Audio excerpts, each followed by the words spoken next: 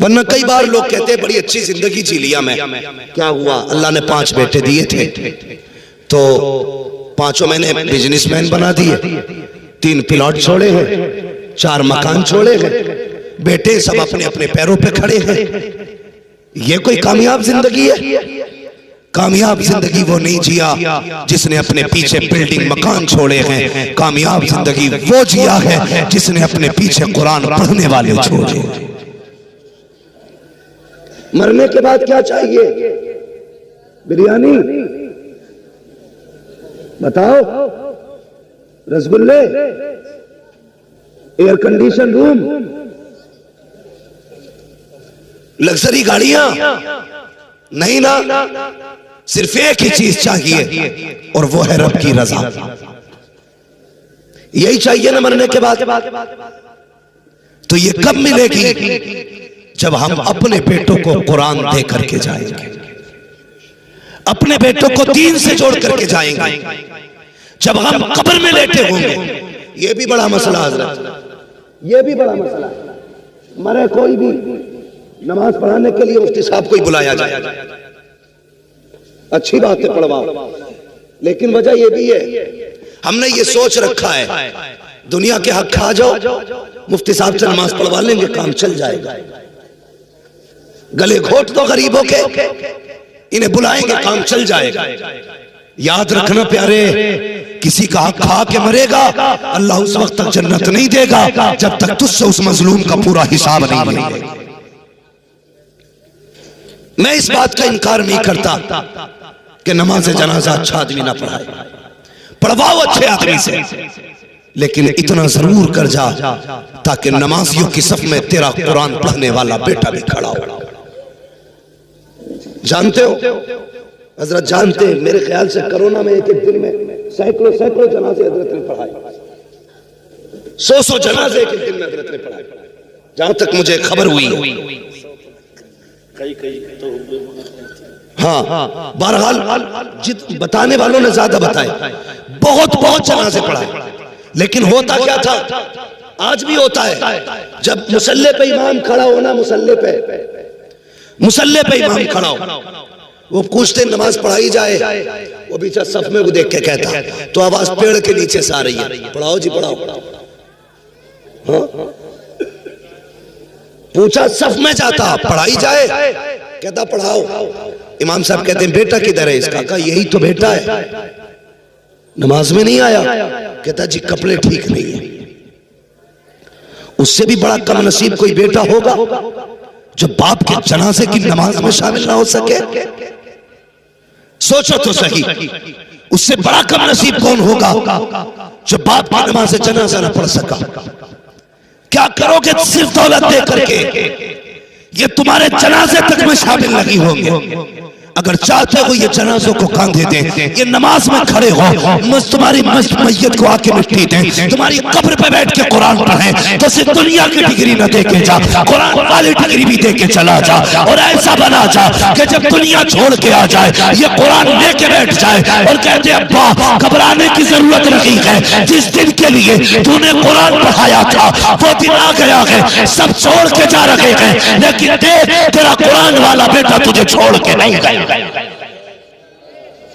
इसलिए मैं कहता हूं कामयाब जिंदगी वो नहीं जिया जिसने बिल्डिंगें बनाई हैं, कामयाब जिंदगी वो जिया है जिसने अपने पीछे कुरान वाले छोड़े। पढ़ाएंगे कुरान इंशाअल्लाह, बोलो, सारे नहीं बोल रहे, डर लग रहा है क्या? पढ़ाएंगे कुरान, बोलो इंशाअल्लाह।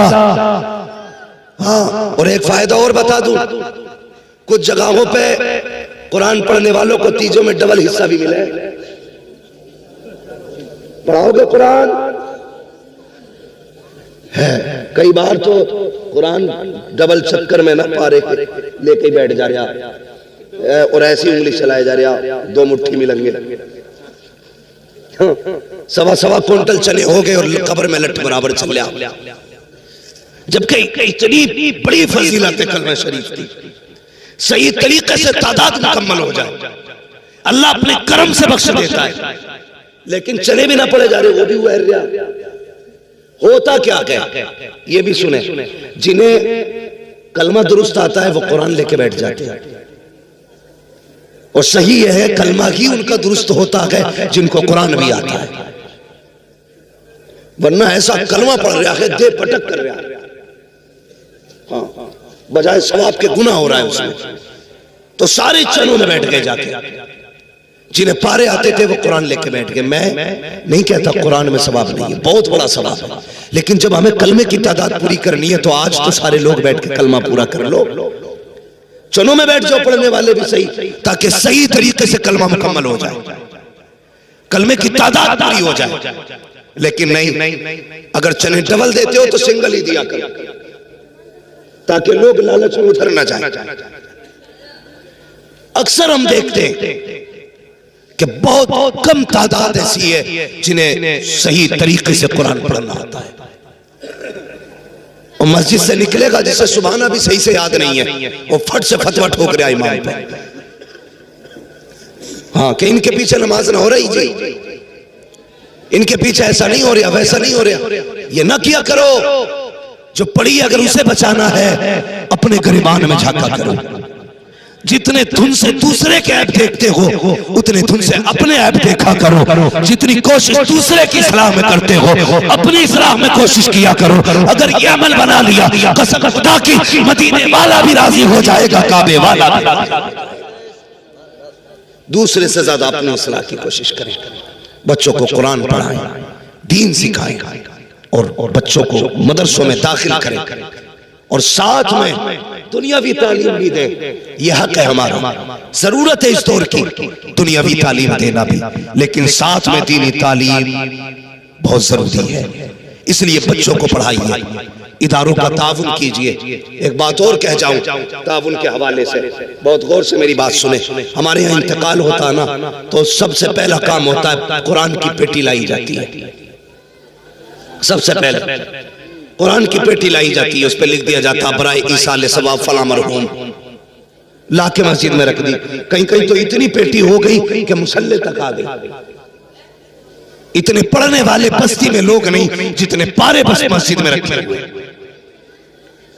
और बेटा भी पेटी देख के बरी हो गया, पेटी दे दी बस हो गया काम। नहीं, आपने कुरान दिया मस्जिद में, वहां तो पहले से इतने पारे थे कि रखे रखे कीमत पा रही थी। उनकी हिफाजत करने वाला कोई नहीं, गर्द चढ़ गई रखे रखे पारों पर।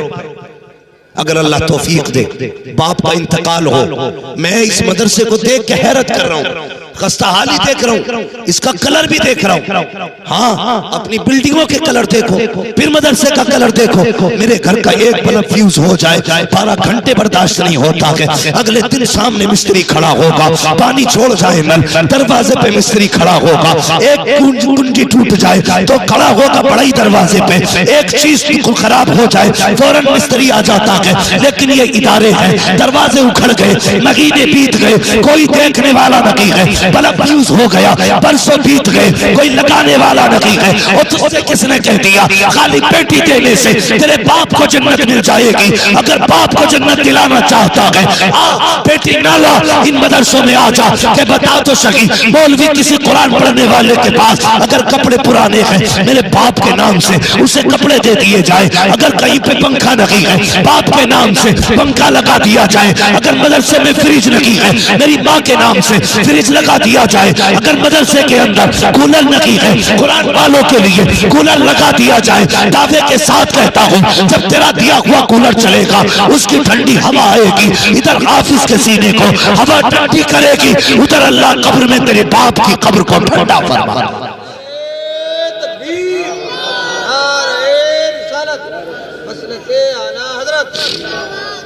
इसलिए मदरसों को देने से इतना फायदा है कि शायद मरने के बाद आप कहो कि बहुत अच्छा किया था एक कमरा बनवाए थे। ये याद रखना मेरी बात, आप कहो अच्छा किया था एक कमरा बनवा दिया था। कोई गारंटी नहीं है मरने के बाद कोई तुम्हारे लिए इसाले सवाब करेगा। अच्छा, हम में से कितने लोग हैं जो अपने परदादा की कब्र जाते हैं और जानते भी हैं? बहुत कम लोग होंगे ना जिन्हें अपने परदादा की कब्र मालूम भी है और जाते भी हैं, बहुत कम। अगर ये दौर ऐसा है तो आने वाला दौर तो और खतरनाक है। हमारे मरने के बाद हमारे पोते हमारी कब्रों पे नहीं आएंगे। ये भी हो सकता बेटे ही कब्रों पे ना आए। इसलिए जो कौम कब्र पे फातिहा पढ़ने नहीं आएगी वो तेरे इसाले सवाब के लिए तेरी छोड़ी हुई दौलत से मस्जिदें बनवाएगी? नहीं, कोई किसी का नहीं। अब तो बाप की छोड़ी हुई मालियत को लोग माले गनीमत समझते हैं। बाप के छोड़े हुए माल से 1 रुपया देने बंदा तैयार नहीं। मस्जिद के लिए कितनी भी मेहनत करके कमा लो, जितना चाहो छोड़ जाओ, कोई तुम्हारे लिए नहीं करेगा। अगर चाहते हो कि कब्र में राहत की सांस आए, अपने जीते जी अपने हाथ से ये काम कर जाओ। अपने जीते जी मस्जिदों में ताउन कर दो, मस्जिद मदरसों में ताउन कर दो। जब तक इन मदरसों में रब का कुरान पढ़ाया जाता रहेगा, तेरी कब्र में सवाब का सिलसिला जारी होता रहेगा। इसलिए मदरसों का ताउन करें, खास ख्याल रखें मदरसों का। और वो नौजवान जिन्हें ये शिकवा है मेरी कमाई में बरकत नहीं होती है, सिर्फ एक वजीफा बना लें, महीने में कुछ रुपए मुकर्रर कर लें और ये कहें हर महीने मुझे अपनी कमाई से इतने रुपए रसूलुल्लाह के घर में भेजने। फिर देखें अल्लाह कितनी बरकतें अता फरमाता है, अल्लाह कितनी रहमतें नाज़िल फरमाएगा। तेरे अकेले की कमाई से अल्लाह तेरे परिवार की परवरिश करेगा। लेकिन होटलों के लिए पैसा है, यारों की मीटिंग के लिए पैसा है, दोस्तों के साथ कॉफी शॉपी के लिए पैसा है, अगर नहीं है तो कुरान वालों के लिए कुछ नहीं है। ये तंगदस्ती भी है, तंग नजरी भी है। इसलिए मेरी गुजारिश है आप अपनी कमाई का कुछ हिस्सा मदरसों में भी लगाया करें। ये इदारा क्या नाम है मदरसे का? मदरसा जामिया कादरिया फैजुल इस्लाम। इसकी इमारत से नहीं लगता कि ये 5 हाफिज दे सकता है, लेकिन इसके फारिग बता रहे हैं मदरसे ने अपना हक अदा किया है, लेकिन कौम ने पूरा हक अदा नहीं किया। ये कलवी सच्चाई है। अगर कौम ने पूरा हक अदा किया होता तो आज इसकी ये कंडीशन नहीं होती। ये भी तुम्हारे घर की तरह चमकता। हुजूर से इश्क करते हो, प्यार करते हो, आज अहद करके उठना कि हम अपने घर से ज्यादा रसूलुल्लाह के घर की खिदमत करेंगे। करेंगे इंशाअल्लाह? बोलो जरा इंशाअल्लाह। अगर नहीं बोल सकते हो तो कुछ पैसे वैसे लेके बोल जाओ। तो ये अहद करो हम अपनी कमाई कुरान के लिए लगाएंगे। यही कुरान क़यामत के दिन सिफारिश करेगा, यही कुरान क़यामत के दिन शफाअत करेगा। वो लोग जो कुरान वालों को खाने खिलाते हैं, वो लोग जो कुरान वालों को पानी पिलाते हैं, वो लोग जो कुरान वालों की खिदमत करते हैं, क़यामत के दिन वो देखेंगे अगर ये कुरान वाले जन्नत में गए, अकेले नहीं जाएंगे, आपका हाथ पकड़ के आपको जन्नत में लेके जाएंगे। इसलिए इनकी खिदमत करें, अल्लाह खुशी दे। पहले कुरान वालों को आगे रखा करे। ये अगर कुर्सियां कितने भी वीआईपी लोगों के लिए लगे, इनकी कुर्सियां अलग होनी चाहिए। कोई बैठना भी चाहे तो रोक दो, क्या खबरदार यहां अभी मेरा मेहमान नहीं बैठेगा, पहले इस कुर्सी पे मदीने वाले का मेहमान बैठेगा। ये नजरिए पैदा करें, इज्जत दें कुरान वालों को, एहतराम करें कुरान वालों का। अगर आप एहतराम करेंगे, कसम खुदा की आपकी नस्लों में कुरान की बरकतें होंगी, आपके परिवार में कुरान की बरकतें होंगी। और मैंने ये तजर्बा किया है, जिस घर में एक हाफिज कुरान हो जाता है, अल्लाह उसके पूरे परिवार को फिर सलामतियां बख्श देता है, हिफाजत फरमाता। अगर बाप पहले दाढ़ी मुंडाता हो ना तो बेटा हाफिज हो जाए तो कहता नहीं यार अब नहीं मुंडानी है, अब मेरा बेटा हाफिज हो गया। ये निस्बत उसको दाढ़ी रखने पे मजबूर कर देती है। बाप कितनी बड़ा चोर क्यों ना हो, बेटा हाफिज हो जाए तो कहता अब नहीं चोरी करनी है, अब मेरा बेटा हाफिज हो गया। क्या है ये? कुरान की बरकतें हैं। जिस घर में कुरान आ जाता है लोग ऑटोमेटिकली गुनाह से बचते हैं। भले नाम कुछ भी हो लेकिन बचा देता है कुरान। एक कुरान वाला लेके आओ, कसम खुदा की दुनिया भी बेहतर हो जाएगी, आखिरत भी बेहतर होना शुरू हो जाएगी। कोशिश करें एक बेटे को कुरान का कारी जरूर बनाना है। बनाएंगे इंशाअल्लाह, बोलो जोर से। अपने बच्चों को कुरान पढ़ाएंगे। IAS IPS बनाओ, अच्छी बात है, लेकिन उससे पहले कुरान भी बनाओ। भाई इनायत रसूल साहब, आप डॉक्टरी की लाइन में, मैं तो दुआ करता हूं कि आप जब भी कभी दवा दें पहले दुरूद पढ़ें फिर खुराक दें। ये आपका पेशा हो, वरना अक्सर आज तो पैसा पैदा करने के लिए पानी की सुइयां डॉक्टर लगा रहे। अगर डॉक्टर के साथ साथ बंदा दीनदार भी होगा तो जानते हो किसी के साथ धोखा नहीं करेगा। आपके केबिन में मरीज बंद है, आप भी अकेले हो, मशीनों में मरीज रखा है, आज तो ऑक्सीजन लगा के 3 दिन तक मुर्दा पैक कर दिया जाता है। 3 दिन बाद 3 लाख का बिल बना के कहते हैं पैसा जमा करो, बॉडी लेकर के चले जाओ। ये सिर्फ लूटने के तरीके उनके हैं जो दीन से दूर होते हैं, शरीयत से दूर होते हैं, इस्लाम से दूर होते हैं। अगर डॉक्टर भी हो साथ में गुलाम मुस्तफा भी हो, कसम खुदा की धोखा नहीं करेगा। अगर साथ साथ धमकी होगी पहले दवा देगा, अगर नहीं बचेगा तो कुरान पढ़ के सुना। इसलिए मैं कहता हूं बेटों को दुनियादार के साथ साथ दीनदार भी बनाया जाए। दुनिया की तलब का इनकार मैं नहीं करता, क्योंकि रब्बना आतिना फिद दुनिया हसना व फिल आखिरति हसना, पहले बताया गया ए अल्लाह हमें दुनिया की भलाइयां अता फरमा, फिर उसके बाद कहा और आखिरत की भलाइयां अता फरमा। मैं इसलिए इनकार नहीं करता, पढ़िए आगे बढ़िए, तालीम आपका हक है, वो लीजिए, पोस्ट आपका हक है, हासिल कीजिए, लेकिन कुरान नहीं छोड़ेंगे। बोलो इंशाअल्लाह कुरान नहीं छोड़ेंगे। अगर कुरान छोड़ दोगे तो कुरान तुम्हें छोड़ देगा, और अगर कुरान ने छोड़ दिया तो याद रखना वो जमाने में मुअज़्ज़ज़ थे मुसलमान होकर, हम हुए खार तारीके कुरान होकर। जो कौम कुरान छोड़ देगी फिर उसका मुस्तकबिल तारीक हो जाएगा, उसे कोई बचाने वाला नहीं आएगा। याद रखना कुरान सिर्फ मैयतों के लिए नहीं आया था, कुरान सिर्फ तीजे 40वें के लिए नहीं आया था, कुरान शऊर जिंदगी देने के लिए आया था, कुरान ज़ाब्ते हयात देने के लिए आया था। कुरान सिर्फ इसलिए नहीं पढ़ना है कोई मरेगा तो जनाजे पे पढ़ेंगे, बल्कि इसलिए कुरान पढ़ना है कि इसके जरिए अपनी जिंदगी भी रोशन करेंगे, अपनी आखिरत भी रोशन करेंगे। आज हम में कई ऐसे लोग भी होंगे जिन्होंने महीनों से कुरान नहीं पढ़ा, जिन्होंने साल भर से कुरान नहीं पढ़ा। दुनिया में आके अगर कुरान नहीं सीखा तो क्या सीखा।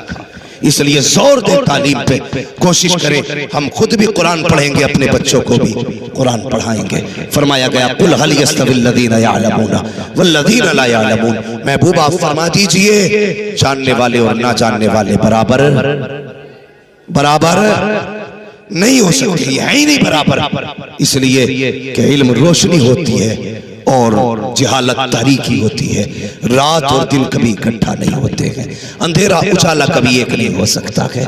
इसलिए याद रखिएगा जो आलिम का मकाम है वो गैर आलिम का नहीं है, जो शान आलिम की है वो गैर आलिम की नहीं है। अल्लाह क़यामत में हुक्म देगा फरिश्तों जाओ मेरे कुरान वालों को बुला के ले आओ। फरिश्ते कहेंगे या अल्लाह आदम से लेके आखिरी पैगंबर तक सबकी उम्मतें हैं, किसका पता चलेगा कुरान वाला कौन है। कोई बैच नहीं, बिल्ला नहीं, पट्टी नहीं, रेबी नहीं, कोई ड्रेस नहीं, कैसे पहचानेंगे। रब फरमाएगा उनके मुंह सूंघना, जिनके मुंह से मुश्क की खुशबू आती होगी वही कुरान पढ़ने वाले।